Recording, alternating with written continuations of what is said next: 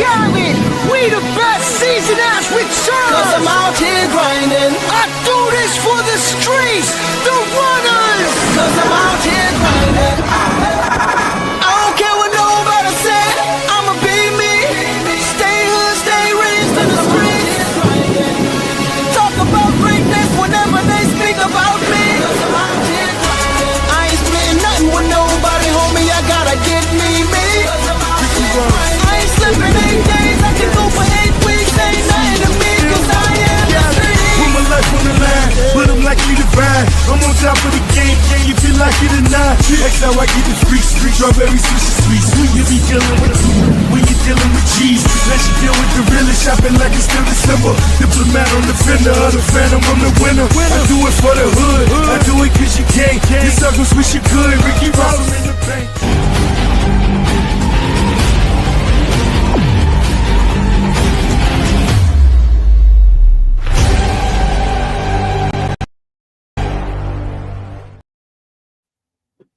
Welcome to Boston Sports Entertainment Network Roundtable. This is the Red Sox edition. I'm your host, Rit. With me he's one of our writers. He's the one that got to write that amazing piece with Lenny DiNardo.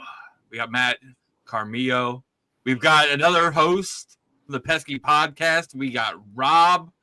And we've got the man from Cutting Wood Podcast that's been tearing up BSEN and the internet. We got Keith. Guys, what's going on, man? How you guys doing? I'm good, man. I'm looking forward to being here. Ready to talk some Sox, get into some stuff, and yeah, let's have a fun time. No, I'm doing pretty good too. I must say for this next roundtable, we might need to update that intro. We got a Mac Jones, Devers. I'm like, a little old school vibe there. I already went and seen that before. I'm like, I got too much on my plate. But for the next one, we will be switching things up a little bit. You know, we got Roman Anthony, we got Ceddanne Rafaela. You know, we're gonna put more Drake May, some Stephon Diggs. How about some Travion Henderson? You know, God. That's absolutely ridiculous. He's a dog. Absolutely, man. But let's talk Red Sox offseason. You know, let's sit there and go get some thoughts around. Let's start with you, Matt. You know, what are your thoughts? Story opting in, Bregman opting out. You know, so let's start with that and what your feelings are there. Yeah, I mean, it's kind of tricky right now for me because I'd like to kind of unplug a little bit. As much as I love the Red Sox, I love baseball.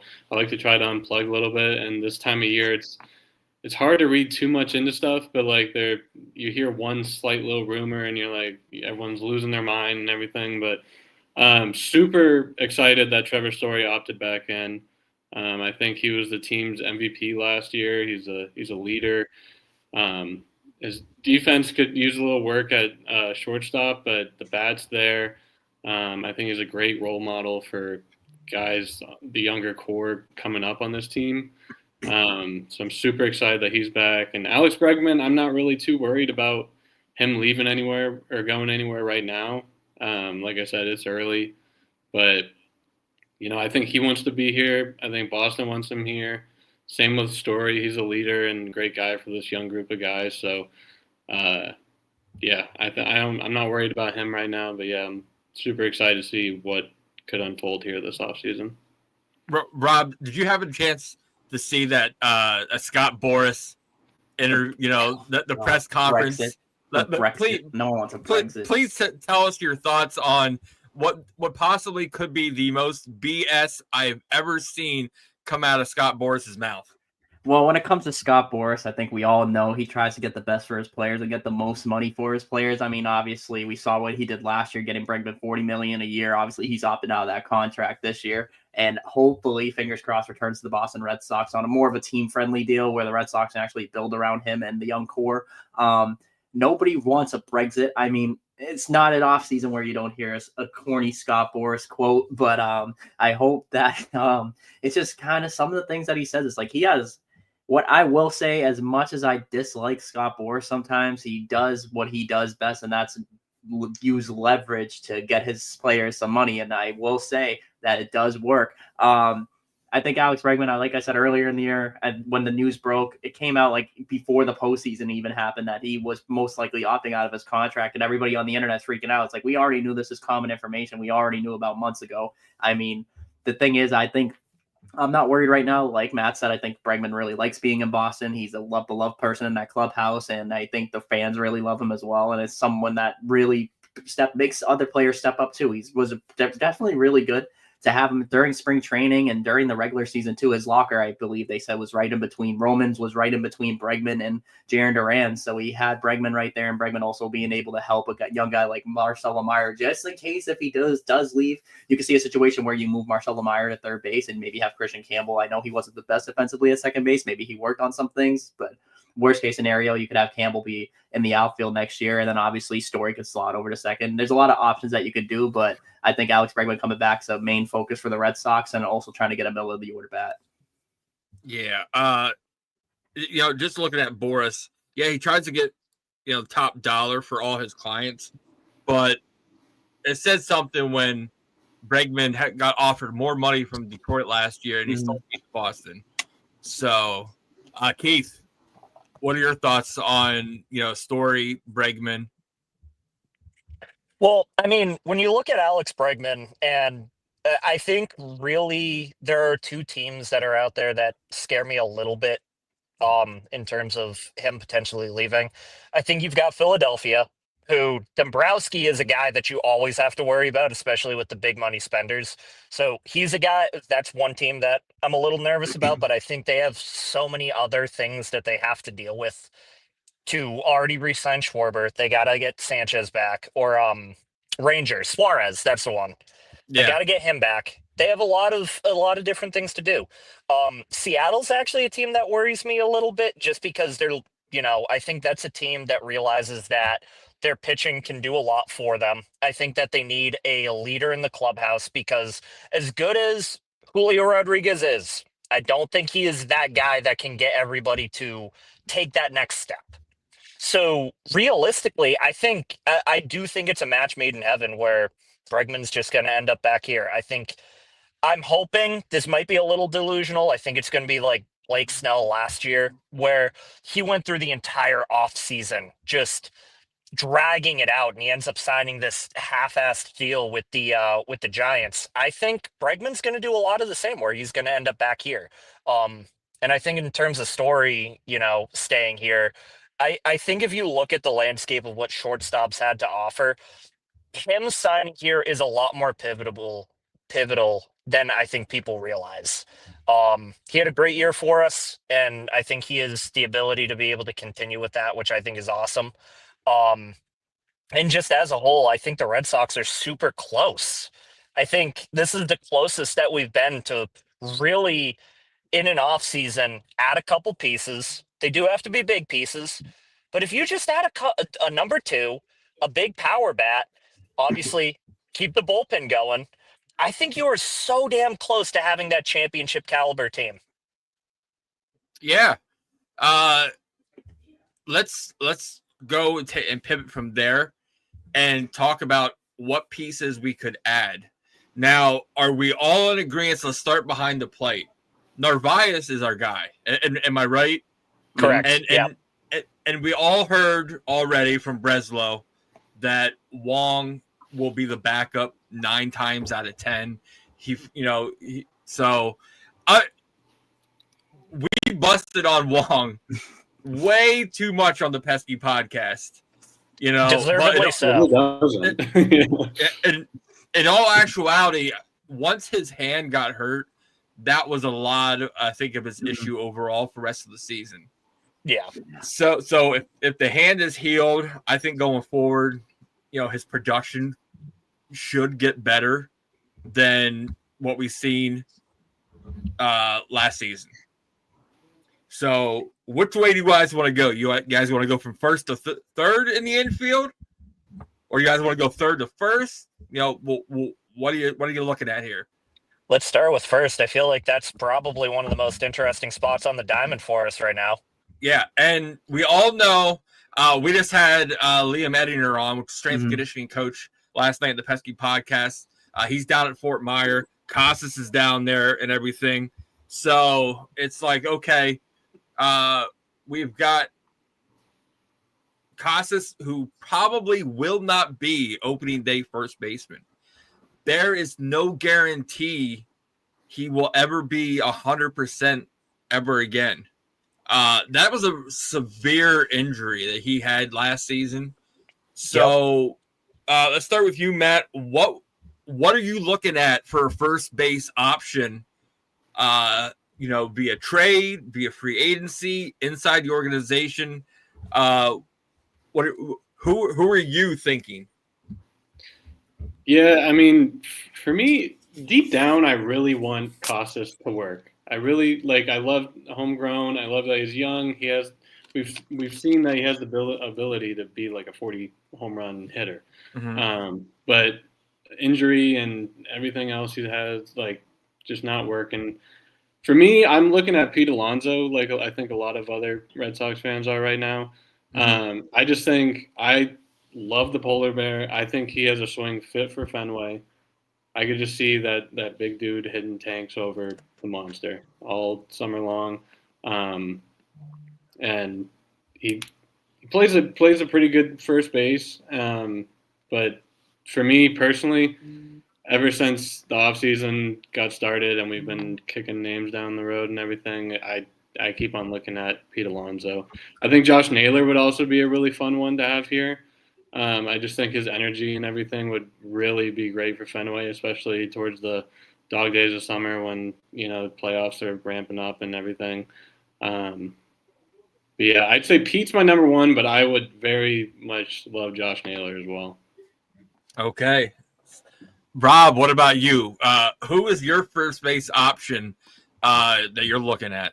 There's one thing I love about Boston in the fall. It's October baseball at Fenway, which we did not get to experience this year. And you know what? It happens in October. The weather gets cold. You know who likes cold? Polar bears. Give me Pete Alonso here in Boston. I think it's a perfect fit in heaven for the Red Sox. I think his swing, like Matt said, is built for Fenway Park. It kind of reminds me of, there's very few guys in baseball that swings are just meant for Fenway Park. A guy that I really want to talk about too, last year in 2024, Tyler O'Neill. Look at how he performed at Fenway Park. Good swing for Fenway.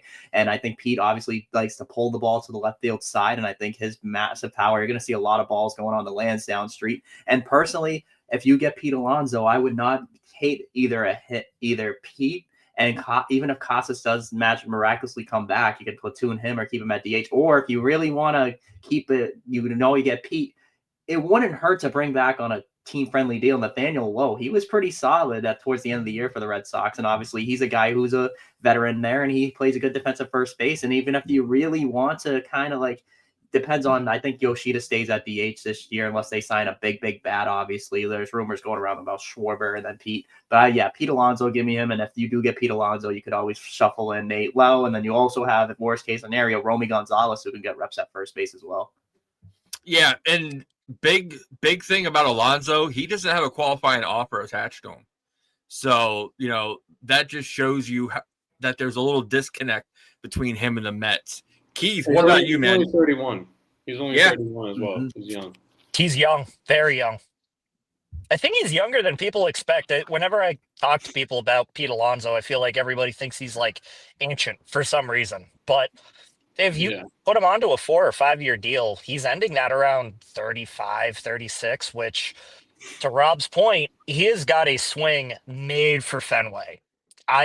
There are tons of guys that I've seen come through Fenway Park that were just made for it. Cody Ross, for whatever reason, is one of the big guys that comes to mind for me. Yeah, I mean, questionable as far as what he was for the clubhouse, but he had a swing made for it, and I think Pete Alonso is the same way.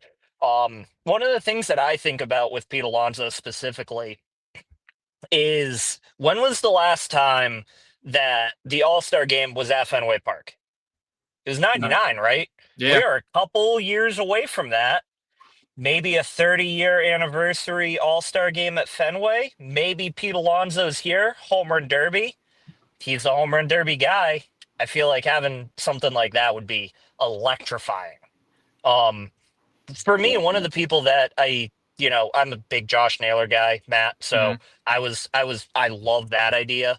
One of the guys that I've also thought about a lot, and he was just briefly linked with the Red Sox, more so because of the fact that we have a ton of outfield. But Vinny Pasquantino, I think he's a guy who he's got the injury history, which does worry me. But from what he can do, he's a great defensive first baseman. He can hit for power. He can hit for contact a little bit. And I think he's a good clubhouse guy to get in here. So I feel like he is on that list of first basemen that I would love to see come here potentially.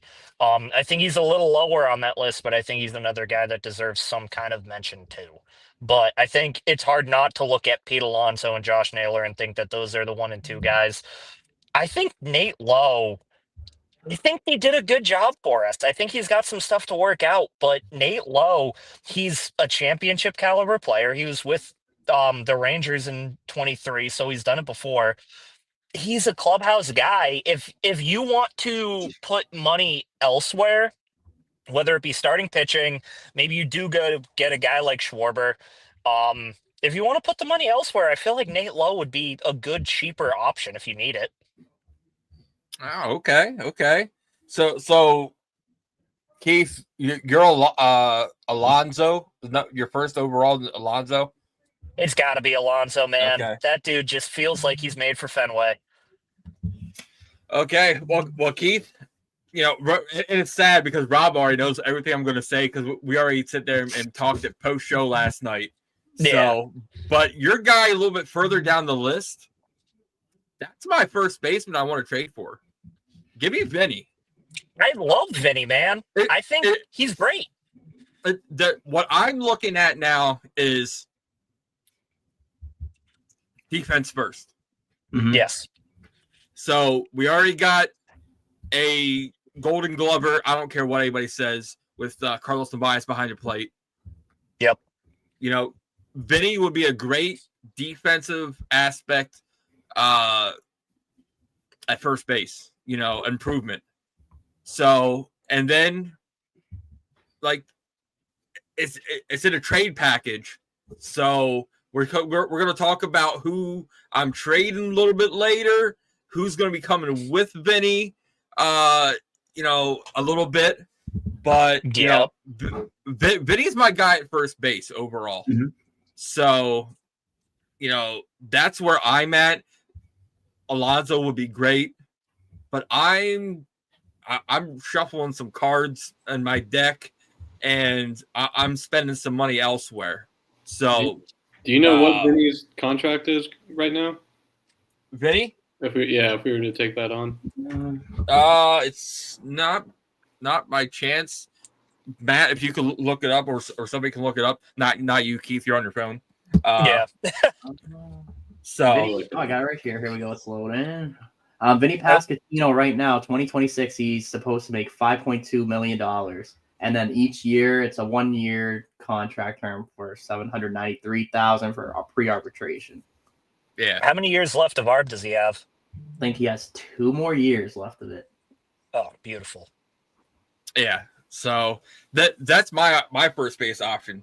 Second base was a dark hole for us last year, overall. So, Matt, who are you sticking in that vortex at second base and hoping that they can stay there? Quite honestly, I really don't know. It really has been a black hole or a vortex since really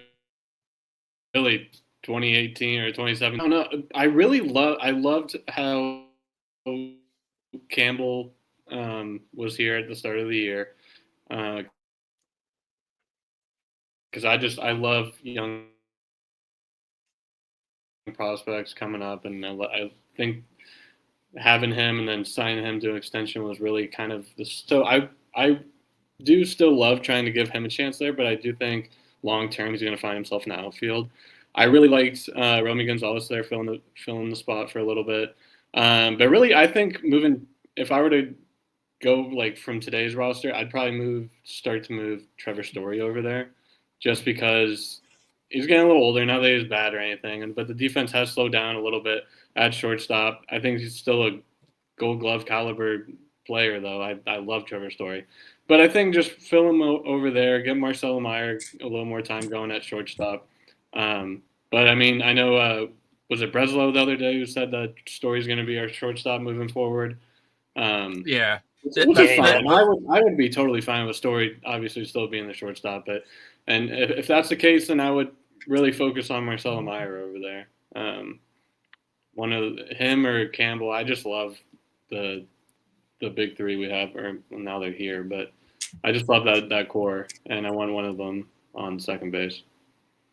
Okay. Rob, who you got, brother?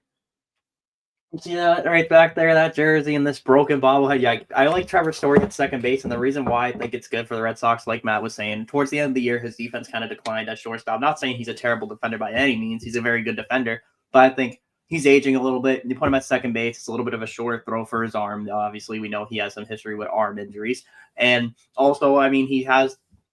When Bogarts was here, he played second base before, so it's not unfamiliar territory for him. He has played second base for the Red Sox and at Fenway Park, so it's sliding over, and especially if it helps you defensively as a team, that's great because Marcelo Meyer is a pretty solid defender. We saw what he could do with the glove at third base, putting that shortstop in his natural position. He has such soft hands. He makes great plays.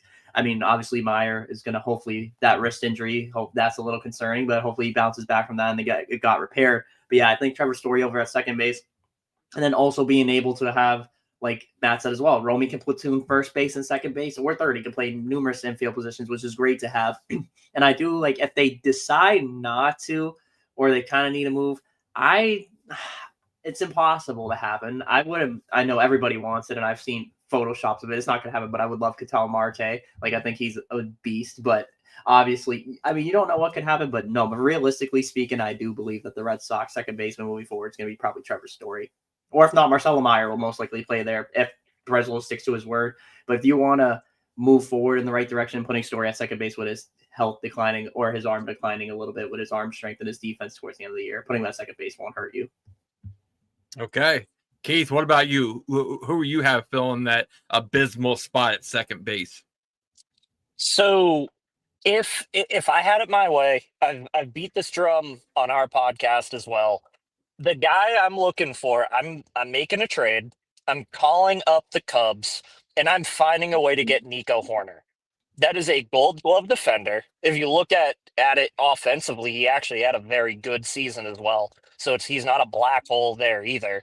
But if I've heard Breslow say too many times that he needs to improve the defense, and we've been last defensively pretty much the last couple of years. Why not go out and get a Gold Glove guy?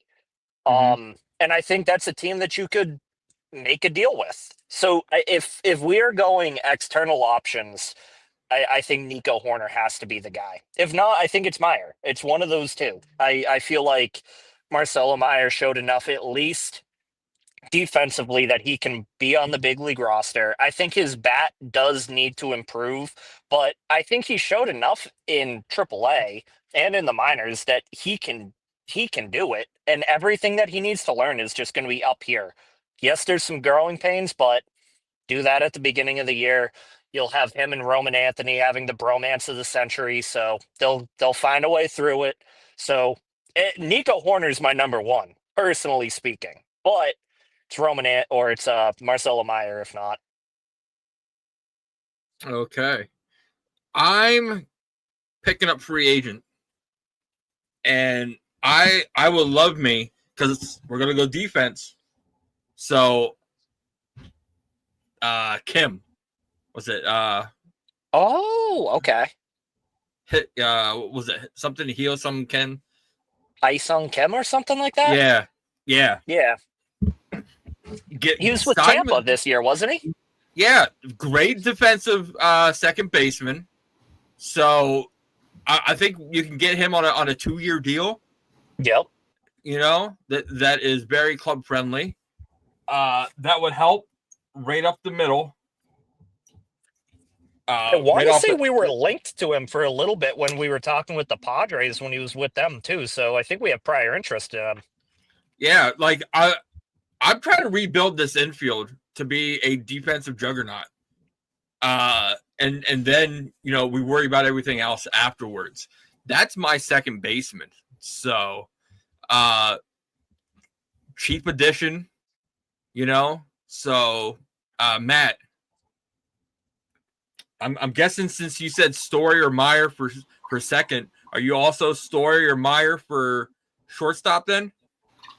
Yeah, honestly, whichever. I'm fine either way. So, I mean, if Story moves over to second, put Meyer there, let him grow and learn there. Hopefully, the wrist injury doesn't pop back up. Hopefully, that doesn't affect him this year. But if not, then, I mean, worst case scenario, we have Trevor Story there, who is a solid performer, and I still think he has some time with him, and I'm good either way. But yeah, I don't have any big moves coming at the shortstop end. To me, it's either just one of those two guys. Rob, what about you? What was the question? Sorry, my mic cut out for a second. Well, your mic wouldn't cut out. Wouldn't be the problem. It'd be your headphones. But anyways, shortstop. Shortstop. All right. You said Story or Meyer at second, so I'm guessing the latter at shortstop. I would most likely say moving forward, I would love Meyer at shortstop. I think he's a little bit younger, and it's his natural position. I think moving forward, if you want to help the team out, have him at shortstop. I think it's a no-brainer, either him or Story. Either or, I wouldn't complain with either, but I prefer Meyer over there. Okay. Keith, what about you? I mean, I figure regardless of any other additions we make, I think TS10 is your starting shortstop to start the year. I think if there is some kind of injury that has some kind of fallback for him, I think that's when any kind of changes will be made. I would assume it would be Meyer at that point, but I think the shortstop position might be one of three or four positions that actually has like a surefire guy at the moment. Mm-hmm. So, okay. Third base. So, big hole there because not only, did we lose one third baseman, we lost the second one now too. So, Matt, what are you looking at for a third base option? Well, like I said to start, I'm very not concerned yet with Bregman. I'm still fully believer that he'll be back. So currently, I have him slotted in there. Worst case scenario, he doesn't re-sign. He signs elsewhere. I wouldn't be disappointed with moving Meyer over there. I know I just talked about moving him at second or short, but I was kind of saving that for whenever we got over to here. He showed that he can play a fine third base. I'd slide him there. I know that Twitter right now is kind of buzzing around Munetaka Murakami from Japan, and I'm not the biggest on him. I know his strikeout rate is pretty bad, and honestly, quite frankly, I don't see them signing a big time Japanese player contract based on how they've dealt with Masataka Yoshida. So he's kind of like the only guy I've kind of floated in my head who could go there. But like I said, I've kind of just stayed on that Bregman's going to be here. But if not, I do love Marcelo over there. Okay, Rob. So yeah, I think in everybody's ideal world is to re-sign Alex Bregman and have him as a member of the Boston Red Sox for the rest of his career. I think that's every Boston fan's hopes. But I do like a guy like you mentioning Japan. I know Moritaka Murakami is the one guy. I like Kazuma Okamoto. I think he's a guy who also strikes out a little bit less. Yes, he's a little bit older than Murakami by about 4 years, but last year he's a good hitter. He was a great hitter. Batted .327, had 15 homers, 49 RBIs, didn't strike out as much, and then also he gets on base a lot. His OPS is like over 1,000 last year, which is really good to see. And I think a lot of the guys you don't see naturally move over to the States and play good baseball. I mean, it's not, obviously you see Ichiro do that. But from what I see over there, he seems like he's comfortable at the plate. And obviously Yoshida seems like he's been handling major league pitching well as well. But it's also good to have a guy who doesn't strike out a lot because obviously the Boston Red Sox problem last year, not only with errors in the infield, but it was also with strikeouts. The team was, I think, a top 5 team in strikeouts as an offense. And I think adding a guy who strikes out less and gets on base is very important. So I think adding him would be good. And he also play the outfield. So if you need him to be a fourth outfielder or move around, I wouldn't say Okamoto as a starter, but obviously Bregman, and maybe you can kind of look around at Okamoto and add him as like a nice little bench piece. Oh, he's also friends with Masataka Yoshida, Mhm. so that could be either good or bad. You know, depending on Yoshida's take on how the Red Sox have been treating them. So, Keith, who you have at third?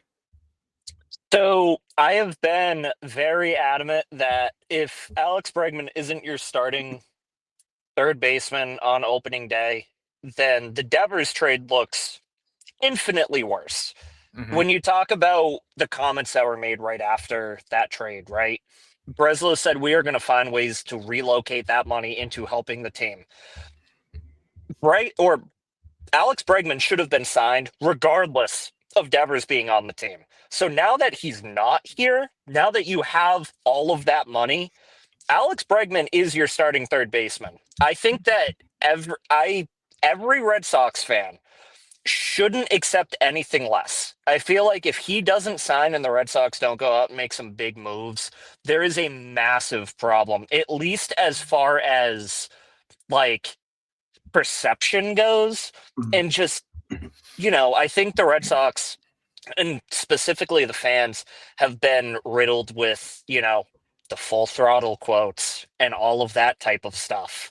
And I think that signing Alex Bregman and getting him back at third base would be a step in the right direction towards righting some wrongs, because right now there are a lot of wrongs that they have to go through. I think we are starting to make our way onto the other side of it, but I don't think that you can easily get there if you don't bring back the guy that forced you to ship out your statue player.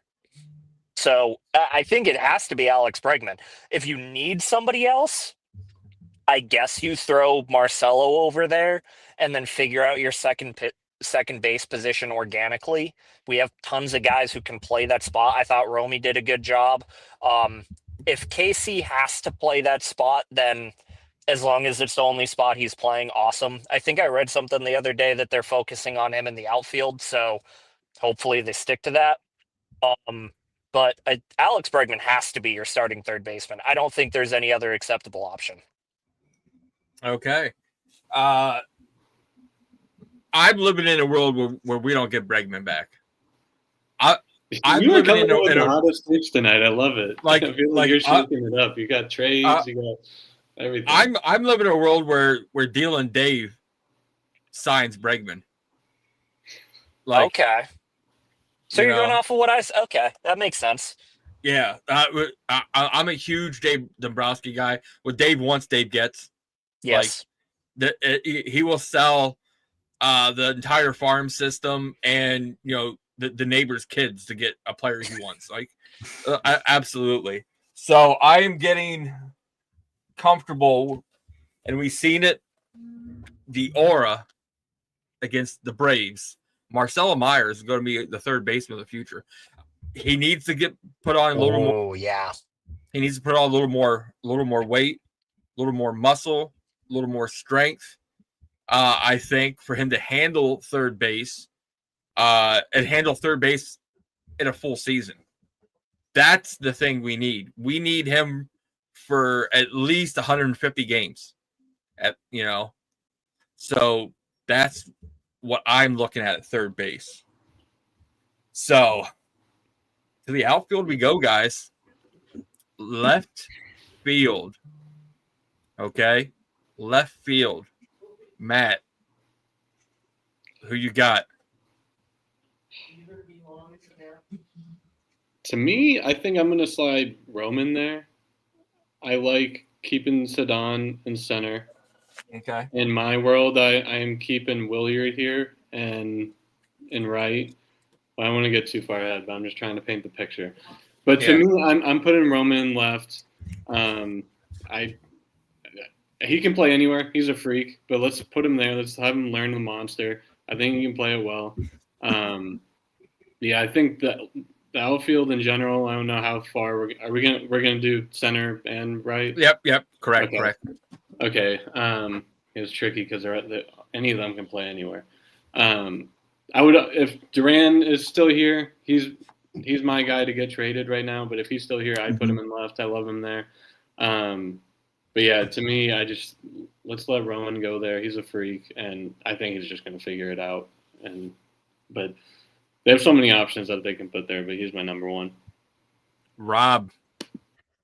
I like that jersey you got on the left side, right next to Jaren Duran. It kind of speaks to what I'm about to say. The Big Red Machine. I think Christian Campbell is going to be your opening day left fielder. I think the Red Sox might get a little bit ballsy and put all their. I know I love Willie Abreu. I love obviously I love Jaren Duran, even though he blocked me on Instagram, guys. If you guys get some, I'm kidding, I don't care. But no, a great guy though. I respect Jaren Duran, but I do think that. I think Christian Campbell, you don't just extend the guy and then have nowhere for him. And he has improved. I mean, he played a little bit of center field when I went to a lot of Worcester games this year. He was playing a little bit of center field, left field combo. And Craig Breslow said it himself, they want to stick him in one position. Why not put him in left field, teach him the green monster? It's not that it's a hard to learn the bounces, but you don't have to move too much. And then you can still have Sadon in center and then you slot Roman in right field. I think it's a good outfield. And then also you could use Jaren Duran and Willie Abreu, who has 2 Gold Gloves at Fenway Park right field. I think a team like the Minnesota Twins would be willingly able to give a guy, and now we can go on like what we want for our starting rotation later on. But I think you know where this is alluding to. If they really want a guy who's major league ready, I think we know what we would do. But yeah, I think Christian Campbell, you signed him into an extension. You don't sign a guy to that extension and have nowhere for him. So I think left field, he will be the opening day starting left fielder. Okay, Keith, who do you got left field? I mean, I actually think I have to agree wholeheartedly with everything Rob said. Like, Christian Campbell is probably one of my favorite players just on the Red Sox as a whole. I think what he does, athletically and what he does with the bat is special. His ability to be able to track a baseball as long as it does. He is too special a player to give up on this quickly. And I think there are a lot of people that did because of how much he struggled. But he got hurt. He was moving around positions.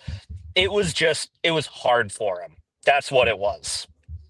And so I feel like throw him out in left field, let his athleticism do its thing.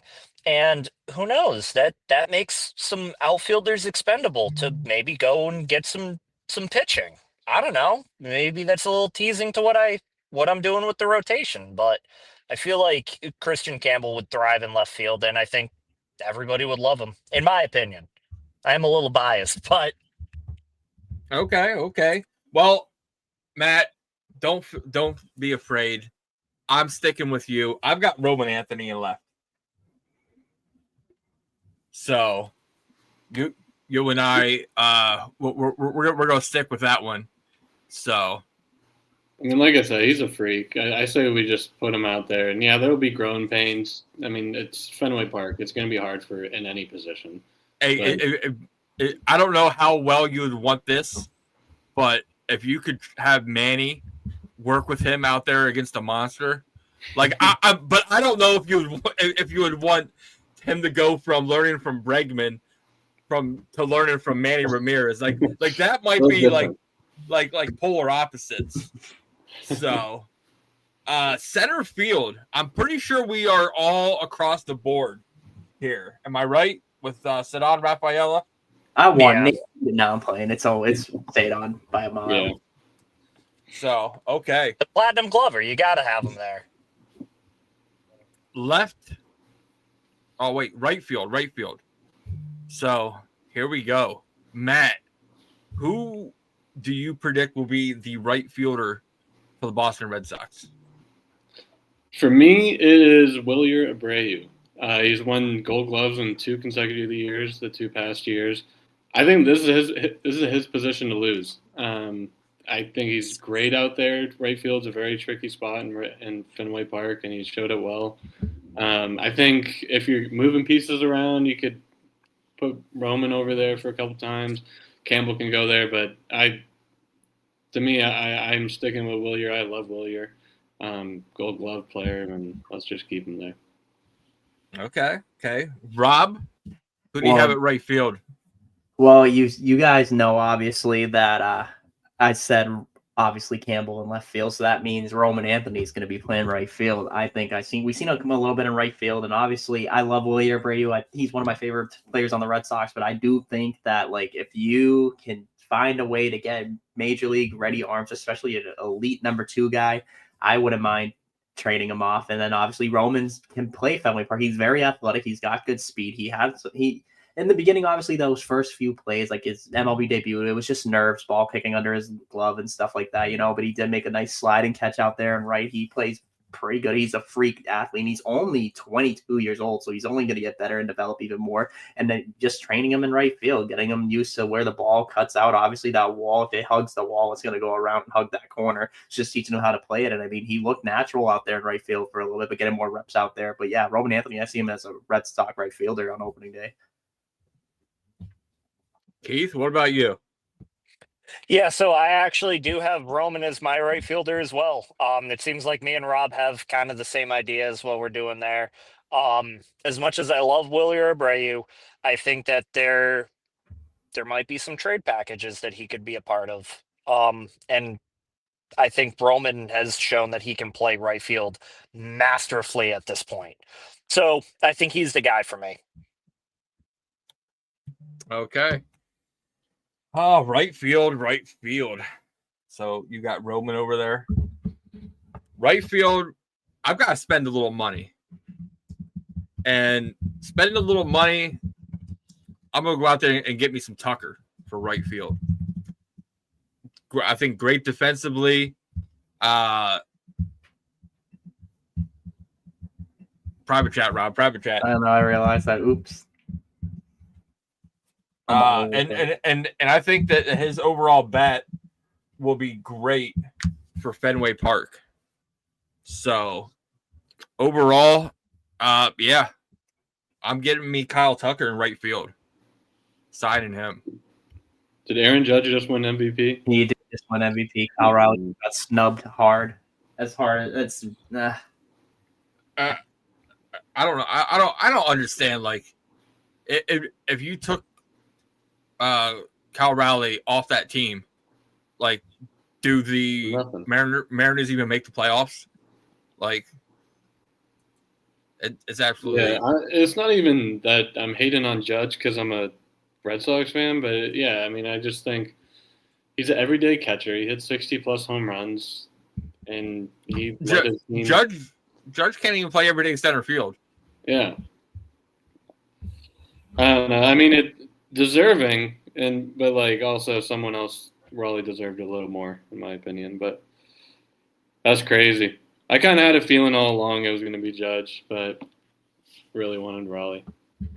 Man, so let's sit there and wrap up hitters with DH. So, Matt, who's going to be the DH you're thinking right now? Well, I know I'm kind of like all over the place. I'm just kind of going down, like naming off like my ideal lineup. And for me, I would just love Kyler Schwarber there. I don't know how realistic it is for my lineup that I'm building, at least. So if we're going to look back on these predictions, but yeah, I just love Schwarber. I mean, he was just such a fun piece to have here in that 2021 run. And I love what he's done at Philly, and I want him here. I don't know what else to say besides I love Kyle Schwarber.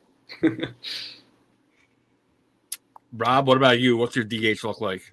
Bring the hometown kid home, a.k.a. Kyle from Waltham. I mean, I love Kyle Schwarber when he was here with the Red Sox, and obviously you see what he could do at Philly. I think Dave Dombrowski is going to do anything in his power to retain him, but they said the Red Sox, obviously, if they don't land him at Philly, give me Kyle Schwarber. I mean, we saw what he could do for the Red Sox. Obviously, he was not good at first base, but we don't got to worry about that. But hey, there's another thing if you really want to, but I don't think they're ever going to try that ever again. But yeah, Kyle Schwarber, I think he liked playing in Boston, obviously. So close to a World Series that year. But yeah, Kyle Schwarber, bring him back to Boston. He's just a freak hitter. And I mean, he's even great if you don't put Roman in that leadoff spot, which the Red Sox excelled with having him in the leadoff spot last year. Kyle Schwarber has been leading off for Philadelphia for the past few years, and he's a spark in that lineup.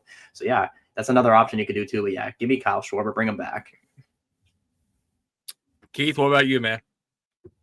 Yeah, I mean, Schwarber's my guy. I think, especially in a world where if you go after a guy like Vinny P with Kansas City, I feel like it's very easy to slide a guy like Schwarber into that DH role. He's been here before and he's thrived. One of my favorite Red Sox memories for me personally was his grand slam against the Astros. I was personally there, so maybe I'm a little biased with it. Um, but he's proven that he can thrive in this environment, which I think is huge. And I see him aging pretty well. He seems to just be getting a little bit better and a little bit better every year. Um, so I feel like that's got to be my guy. If you have to, and it's a name that doesn't get brought up a lot, but I do think there is some intrigue with Eugenio Suarez, just in the sense he does have that very lofty swing, which similar to Alonso, I think could be fun in Fenway. It's not my first choice, but it's a potential. And then one that I don't think gets talked about a lot. Maybe the DH spot is something for Cassis. He can just spend a lot of if we do want to go down that route of seeing what he can do in Boston, because he does have the potential to be a special bat. I think give him that opportunity to spend some time in the tunnel and in the cage in between at bats. And really study things. I feel like that's something he'd excel at. I actually think he'd be a better DH than he would be a first baseman. Okay. Me, I like the platoon effect. You know, I think what we've seen in September with Yoshida could be what we see all season with Yoshida at points. Christian Campbell will be one that I think could rotate between the outfield and DH. Personally, with him, Casas when he comes back, you know, you could slide him in there. So, yeah, I like the rotating DH. It gives him a little. It gives AC a little flexibility with DH. So let's here we go. Let's talk to the bread and butter. I know everybody's trades, you know, that didn't have a couple outfielders there are for the pitching aspects of this. So we all know the War Pig is our number one. So let's start with you, Matt. Who do you have slotted in as the number two? It's tricky because I don't know which way they're going to go about it. I think there's great options both ways. I personally really love Joe Ryan. And that's why I had Jarren Duran off my list, throwing him in a trade package. I mean, I could even get rid of my right fielder, Willier, and throw him in, or him or Duran in. There's some prospects. But I would really love Joe Ryan. I think if not him, I'm really eyeing Dylan Cease on the free agent market. I know he's kind of had up and down years, but I don't know, just something about him. I just love Dylan Cease. But I mean, if in a perfect world we could somehow trade for Tarik Skubal, or like a Freddie Peralta as well, that's on the table. But I mean, obviously Tarik Skubal would just be amazing. But I don't think that's worth it at all unless you trade him and then immediately extend him, because who really knows what's going to happen. But yeah, for me, I'm really eyeing Joe Ryan via trade. Rob, what about you? Who's your number two? Rob, I can't hear you. I don't know what's going on my mic. It's like my headphones, when they're plugged in, it's like acting weird, and then it keeps on like acting weird. I think it's going to be Joe Ryan. I think there's no doubt it's going to be Joe Ryan. I think the Red Sox obviously being linked to him last season, and almost with that graphic that MLB on Fox posted. Never forget when Joe Ryan was a Boston Red Sox for like literally 5 seconds. But I think he will officially become a Boston Red Sox in the offseason. I think Willier Abreu might be part of that deal. Maybe even I could see them just landing Joe Ryan. I think he's a solid number two to put right behind Garrett Crochet. He's a guy who has good movement on his off speed. He has an electric fastball. I mean, his sweeper is really freaking good too. To a right-handed hitter, it just drops into the other batter's box, and it has good horizontal movement. And I think adding him is behind Garrett Crochet, I mean, that's a good 1-2 punch right there. And then you got Bale right behind him. It's like this team, once you do that, you don't really have to be too concerned about who you put in the 4 and 5 if you really want to. if the Red Sox really, like Lucas Giolito has mentioned, he likes playing in Boston, he would like to return, bring him back and put him as a fourth starter even, and then you have your 4 lined up, and then you can worry about the 5th starter in spring training, have it be a battle for the 5th starter. But like last year, obviously we saw what happened when Sean Newcomb got it and then got moved to the bullpen and all that situation. But Joe Ryan, give me him in a trade. I think Wilyer Abreu would be part of that package. Okay. So you have Abreu going for Ryan. That means you traded Jarren Duran somewhere else. So just remember, Rob, that you traded him, to think that through. So Keith, who do you have as your number 2?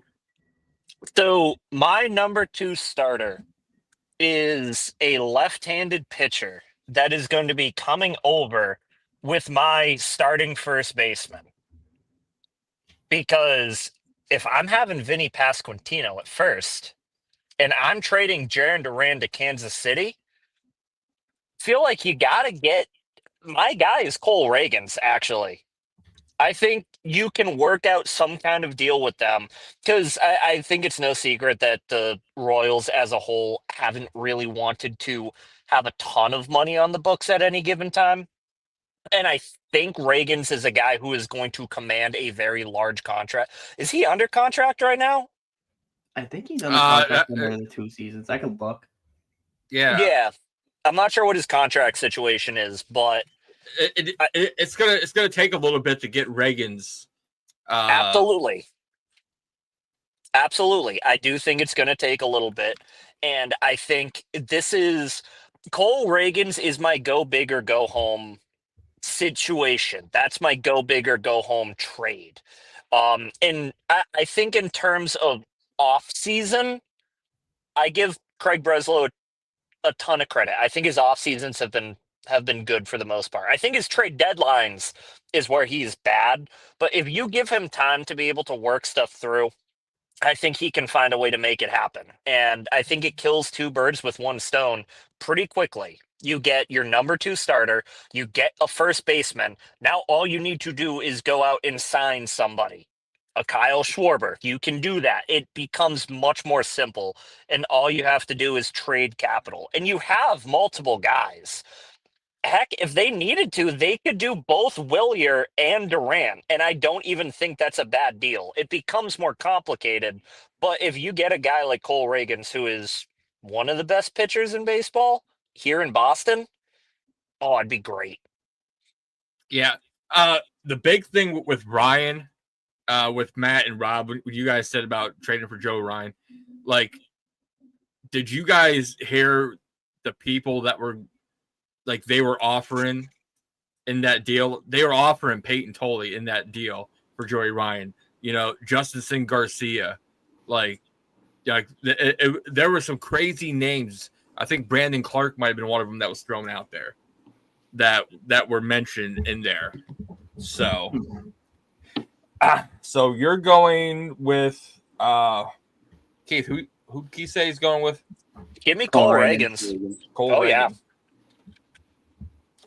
See, me, I'm going. Now remember, I did trade to Kansas City, but I didn't trade for Kansas City for a number 2 to go with Vinny. So my number 2 is somebody that knows the farm system quite well, and we're trading with the Nationals to get Mackenzie Gore. So that's who I have on the list. And we're set. Wilyer Abreu's gone. He's going to the Nationals.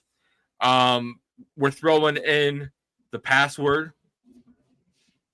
We're throwing in, and I hate to do it because he's one of our boys, Hayden Mullins, but he's also Rule 5 eligible. So and I don't think that he's going to make, past everything. We're going to throw in also a Luis Perales. So I think a Abreu, the password, Perales, and a Hayden Mullins gets us Mackenzie Gore. There might be even some deeper picks, like lower, that the GM, who they just came from Boston, needs, more. But I'm going with Gore for number 2 spot. Who do you got, Matt, for in the 3 spot in the rotation? 3 spot I feel like is fairly simple. I got Brian Bayo. I mean, he's been a solid 3-piece the whole time, or this whole career. He's tried to show you can be a number 1. I don't think he's obviously quite there yet, and I don't think that he can really handle not really the pressure, but just having the weight of a number 2 starter on him just yet, which is fine. I mean, let's go out there and let's go sign a number 2 or trade number 2, and give him that freedom to be a solid number 3, and I think he's going to slide in there just perfectly. And yeah, I think it's Brian Bayo. Okay, Rob. Yeah, I think it's Brian Bale as well. I think obviously last year he pitched very well and he showed glimpses of what we really, really wanted to see from him. Obviously, when we first extended him, we extended him as an ace. Thank God we got Garrett Crochet now. But I think, hey, relieving some of that pressure and having him as the number 3 starter, because you could tell throughout the year he was starting to get fatigue in his arm. You could tell that his pitch mix was a little different. His slider was laying a little bit flat. And towards the end of the year, he started to get hit a little bit harder. But I do think, having him as a number 3, that's a perfect spot for Brian Bale, and I think it relieves a lot of pressure off of him. So, Brian Bale in the 3, I think would be a perfect fit for him. Keith, what about you? Are you also Bale?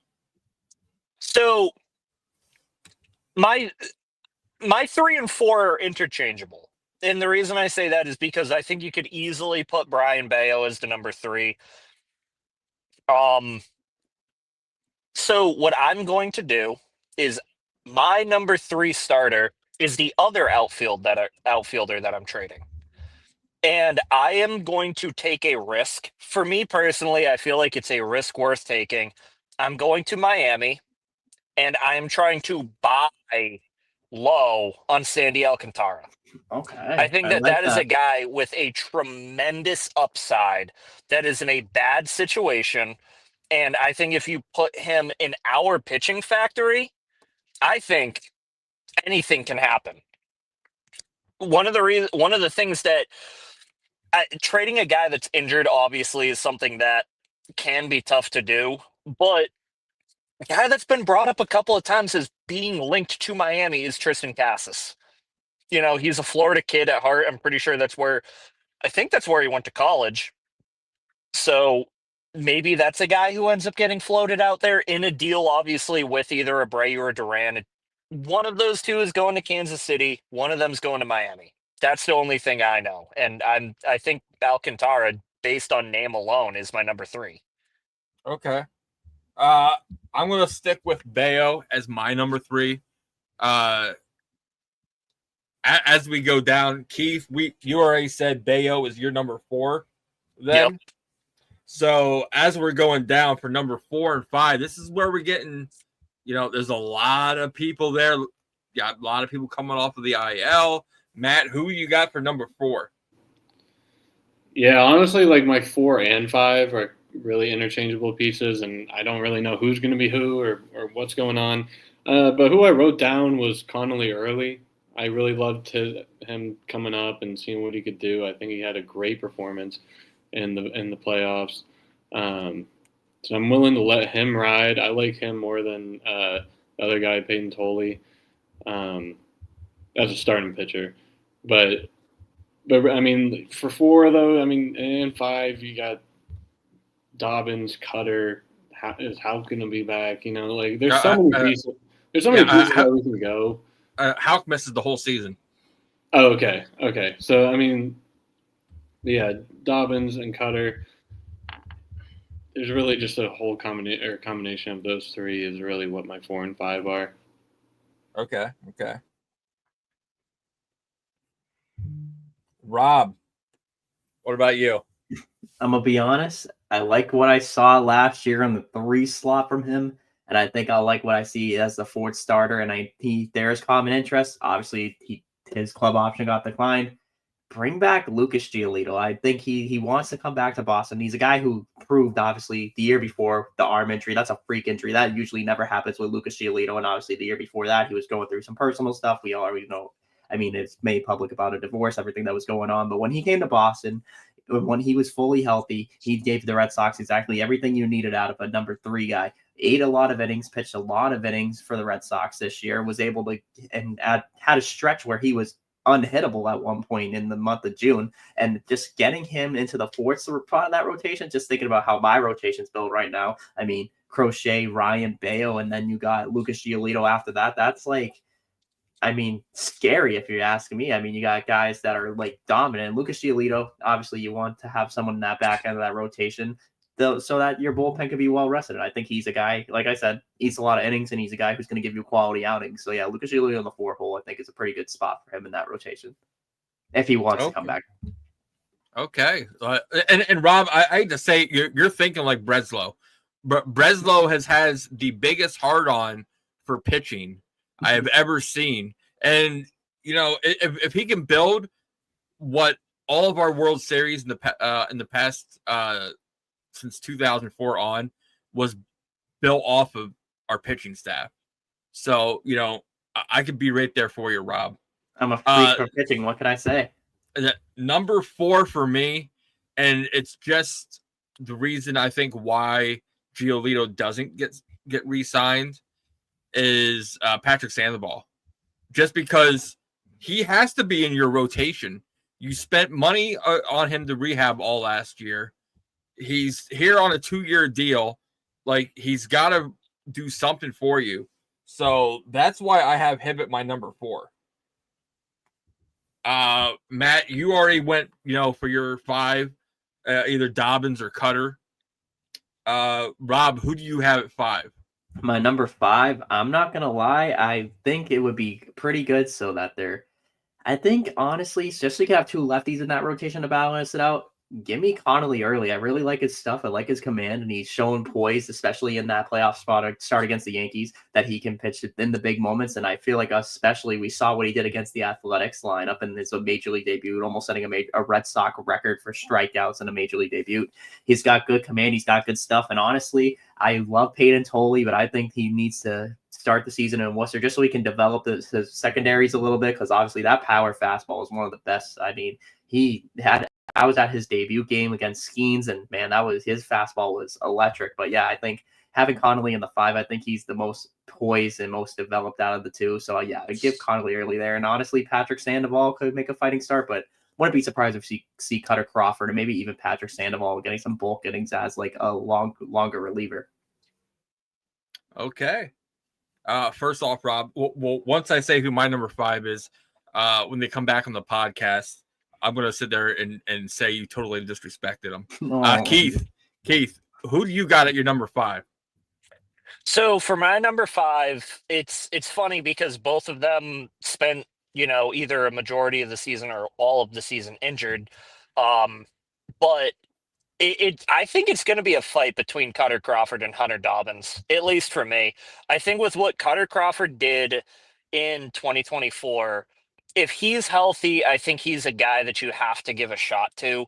And on the same token, I guess, you know, I'm again might be a little biased to it. I think a guy like Hunter Dobbins has so much upside with just how many pitches that he throws well. I think he's got a lot of different pitch shapes that work and play off of each other super well. And I think if all he needs to do is get that ability to get a third time through a lineup. If he can get that, that is going to be a guy with the upside of a number 2 starter.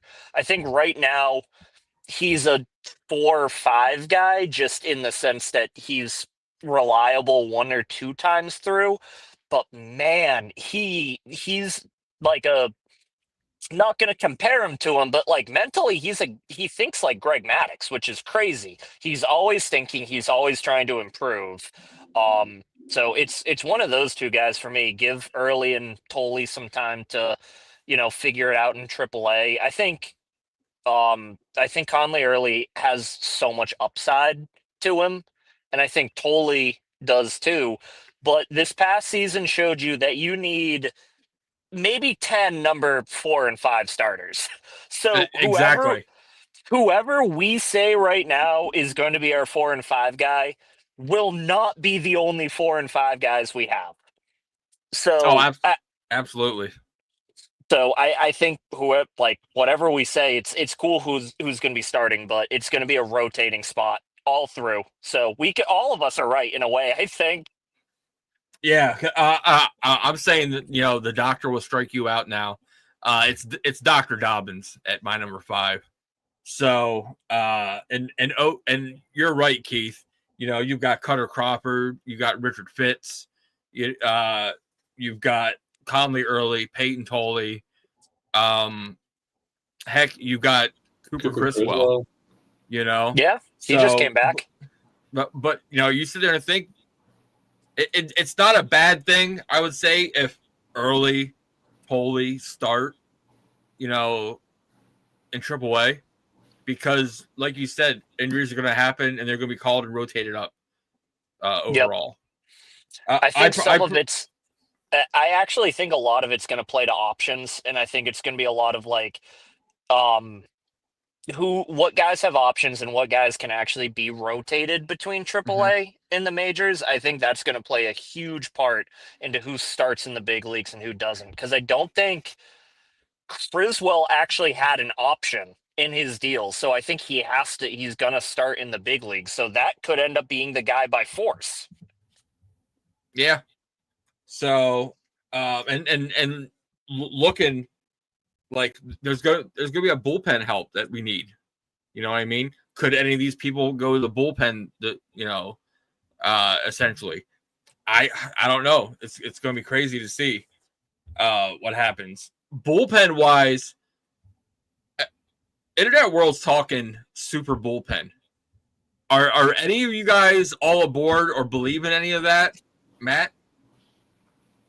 I mean, I think, quite frankly, the bullpen is kind of like the least of my worries right now, or where I'm looking to add and move pieces around. But I think we have a great group already. I know there's been rumors saying Devin Williams is starting to float around, of course, and I would love getting him or like a Ryan Helsley. But, I mean, I think the pieces we have are great. I mean, Whitlock, Slayton, Chapman.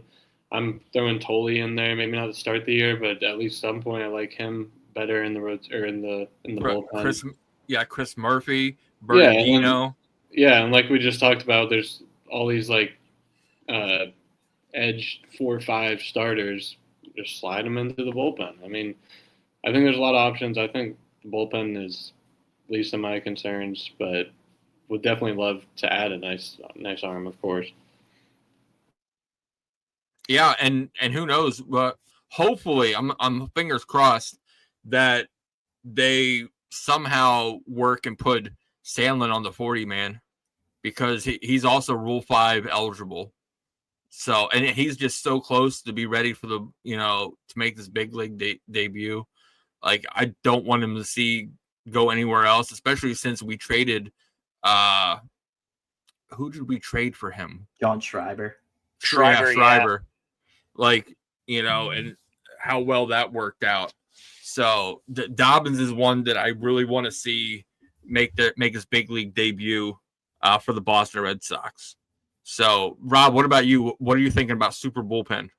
Super bullpen. I mean, I don't hate the idea of that. I mean, it's always good to have a dominant bullpen, but we heard the term super bullpen before, and look at how the New York Yankees season turned out. Obviously, they had an implosion, but I don't think the way we have a guy named Andrew Bailey under our side who is very good at developing pitchers. I do want to say, I think for the Red Sox, I think a move that they should make is re-signing Steven Matz. I like him out the bullpen as a left-handed guy. I think Justin Wilson might walk just because he's a little older, or he might go somewhere close to home, give it one last hurrah, kind of like a Chris Martin, and kind of leave. I do like the idea of Devin Williams. I think his sweeper is disgusting. I think adding him into the back end. And like I said, I could imagine a back end of the bullpen where you have Devin Williams, Garrett Whitlock, and then you have Aroldis Chapman. Like, that's disgusting. You're not beating that. But I think one thing too, I think the Red Sox, even if they don't want to improve the bullpen too much or make moves, I think smaller transactions should be fine. I don't think the bullpen's the biggest of our worries, but I mean, you just got back Luis Guerrero too, who took his rights to AAA, which is good because I think Luis Guerrero has a lot of upside, a very good fastball, disgusting fastball, and I think he's a guy obviously that could be important for the Red Sox. I mean, when he was on the Red Sox this season, he was pitching very solid too. Like we also mentioned, Chris Murphy, a good left-handed arm out of the bullpen as well. Zach Kelly had some huge innings down the stretch too. I think the Red Sox have a really solid bullpen. I don't think a super bullpen is needed, but if you need to add 1 or 2 guys, Steven Matz bringing back. I really liked him in that beginning of part of that bullpen. And then if you really want to get spendy, go ahead, go after Devin Williams. But our bullpen's kind of in a good spot right now. Okay, Keith, what about you? I think one of the guys, if I am going to sign anybody, I actually agree with Steven Matz. I think he's a guy who should return. I think he brings he's been around a little bit at this point, but he's a guy who had a great presence for us. He throws a lot of strikes, which is something that we need. He's got a ton of pitches that he can go to. He was a guy that I really enjoyed that we actually went out and spent the money for. I think I'm in a spot where if I am going to be spending money on bullpen, I think Ryan Helsley seems to be the guy that I gravitate towards personally. I think he's got electric stuff between his curveball and his fastball. And I think Andrew Bailey has, outside of maybe Jordan Hicks, he's been known as somebody who can work with these guys who maybe do have a little bit of a control issue, which was his big problem when he was with St. Louis and with New York. So I think Helsley is probably the only guy that I'm actually going to put any amount of like major money into. But I think the mini transactions are probably what are going to be best for us. Yeah, I personally look for a lot of small transactions. I don't think we need as much bullpen help as we think, just because we do have some starting pitchers that could go to the bullpen, like Fitz. I could see Cutter Crawford possibly. It's going to be a fantastic spring training overall, just to see these guys fight because like we all said, there's probably 10 to 12 guys fighting for 5 spots, and only potentially 2 of them as of now are locked with Bayo and the War Pig. So it's going to be crazy. You mind if I ask a question? Yeah, go ahead. How are we feeling about Aroldis Chapman? Because he's getting a little. He is older, and I'm not saying he can't duplicate what he did last year, but I think it caught all of us by surprise that he had such a good season like he did. Is everyone just kind of penciling him in as that starter? I mean, a closer, or does anyone have any concerns about him this year? Me personally, it's his job to lose. Like if he gets in there and it's he's just not doing it, or if it's not anywhere. Now I'm saying it, the numbers he had last year were ridiculous. So I'm not saying he has like a 2.3 ERA. Oh, this no. But if he's getting jacked, and blowing, save after save, or coming in and not getting his job done, then you got to start looking. Okay, who's our other options? Well, you got a 3-headed monster back there. So do you turn to Slayton? Do you turn to Whitlock? Like, we have options there. But Matt, like you said, if we assign a Devin Williams, we would have someone there. But I don't think, even if we would sign a Williams or, a Helsley or something like that, I don't think that Chapman would look at it as, we're fighting for my job. No. It's his job. My opinion is it's his job to lose. Rob, Keith? I agree. I think that looking forward, I mean, obviously the year that he had, I don't think he's going to replicate anything close to what he did in that year. Is like at 37 years old, almost close to a 1, if not sub 1 ERA. He had a sub 1 ERA for like a hot minute too. So I think that the one thing, I mean, you're going to see, I think one thing that was mentioned too is shout out to Connor Wong for being able to help the pitching staff, especially Aroldis Chapman, locate his fastball. He had a lot of problems with his command earlier in his career, obviously with the high velocity and his secondary pitches, but he had great command this year and just has been great. And I, like you said, I think it's his job to lose. And if he does lose that job, then you have options. You move him to a setup guy, and then you can see how maybe even Garrett Whitlock could be the closer. I mean, he's a good pitcher. I mean, you could see other options. Who Slayton has that dog mentality as a closer. He's a psychopath screaming after a strikeout. I think he'd be perfect. And like I said, I've said it before. I think even low key, if thank God he came back to Worcester, I can see Luis Guerrero even being a guy with the high velo and the flare behind the back end of the bullpen too. So I mean, yeah, it's his job to lose right now, I think. But I mean, I don't think he's going to replicate anything like he did last year, because what he did last year was absurd. But I think he's going to have a solid year, I hope, or at least a serviceable year. Keith? Yeah, I mean, I agree with a lot of that. I think I think it's hard to think that he's going to have a blow up year just with the way that he was able to carry himself here. I think a lot of what he did in New York came down to a lot of personal issues that he had with the team, because it seems like he's very against New York at this point. Um, One of the things that I actually think might be a dark horse idea for our closer position really just comes down to pitch development from one of our top starting pitching prospects. I think if he can't develop a secondary pitch the way that we want him to, I think Peyton Tolley has such a high upside as being a high leverage closer or a high leverage relief pitcher for us, because there is no secret he's got one of the most electric fastballs in baseball, but his secondary pitches I think are lacking to a point that going through an order I do think would be tough for him multiple times, at least as of right now. Granted, when we drafted him, he barely had a cutter and a curveball, and now here he is with both of them. So he's clearly a quick learner. But worst case scenario, I think that that's a dark horse guy if Chapman can't get the job done. I think everybody said it. We have so many other options we can go to. Justin Slayton is a psychopath, which I love. Kind of reminds me of Jonathan Papelbon, so I love to see him out there. And then I think Whitlock, he's just a good pitcher. He is just a very good pitcher. So I feel like he's a guy you could throw out there too. But I think Chapman will be fine. Okay. And anybody else got anything? No, that's just. I just wanted to ask that going down the bullpen. Hey, and you know who could be a good closer if it doesn't work out again in the starting rotation? It's gonna be because he might be not even on the team by 2027. So it's crazy how things could possibly end up. So guys, make sure you head on over. We will be start doing these roundtables. Each sport will get one a week. We're trying to.